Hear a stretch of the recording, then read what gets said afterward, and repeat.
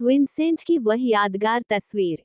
Vincent नामक महान चित्रकार का नाम तो आपने सुना ही होगा।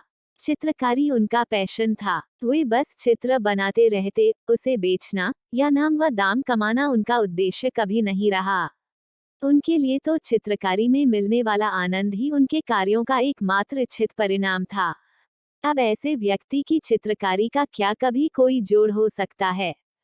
बस वे चित्र बनाते और रखे रहते। बहुत हुआ तो दोस्तों के घर जाकर अपनी पेंटिंग्स टांग आते। दोस्त भी दोस्त थे, पेंटिंग्स की कोई पहचान तो थी नहीं उन्हें। विंसेंट के जाते ही अपनी दीवारों से उसे निकालकर यहाँ वहाँ रख देते। व्यर्थ ड्राइंग रूम की शोभा क्यों बिगाड़ना।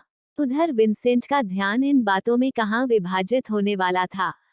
वे तो बस चित्रकारी के दीवाने थे। उनका पूरा ध्यान बस पेंटिंग्स बनाने में ही लगा रहता था। वे फिर कोई पेंटिंग बनाते और फिर किसी दोस्त को दे आते। उनका दोस्त फिर उसे दीवार पर टांग देता और जाते ही फिर उतार फेंकता। लेकिन विंसेंट का ध्यान ही नहीं जाता था कि इसी दीवार पर उनकी ही पेंटिंग कई बार लग चुकी है।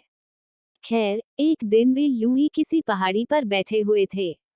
बैठे बैठे संध्या हो गई और सूर्यास्त होने लगा।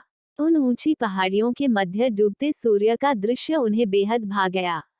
और भाया तो ऐसा भाया कि उन्होंने उसकी पेंटिंग बनाने की ठान ली। फिर क्या था, महीनों उसी पहाड़ी पर डेरा डाले सूर्यास्त की पेंटिंग बनाते रहे। अब ऐसी दीवानगी के परिणाम तो आने ही थे। बस उनकी वह पेंटिंग अमर हो गई। विंसेंट रातों रात विश्वविख्यात चित्रकार हो गए। फिर तो उनकी नई चित्रकारियां छोड़ो, पुरानी की भी मांग बाजार में निकल आई। ऊंचे ऊंचे दामों पे वे भी बिकना शुरू हो गई। निश्चित ही इससे विंसेंट के साथ साथ दोस्तों की भी उड़के लग गई। विंसेंट की जो पेंटिंग्स उन्होंने यहाँ वहाँ फेंकी थी, सब खोज खोज के बेच डाली। उनके सारे दोस्त भी विंसेंट के साथ रातों रात अमीर हो गए।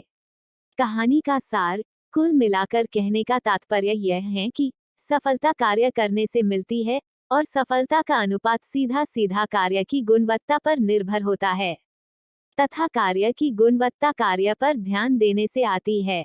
इसके अलावा सफलता का और कोई सार सूत्र नहीं।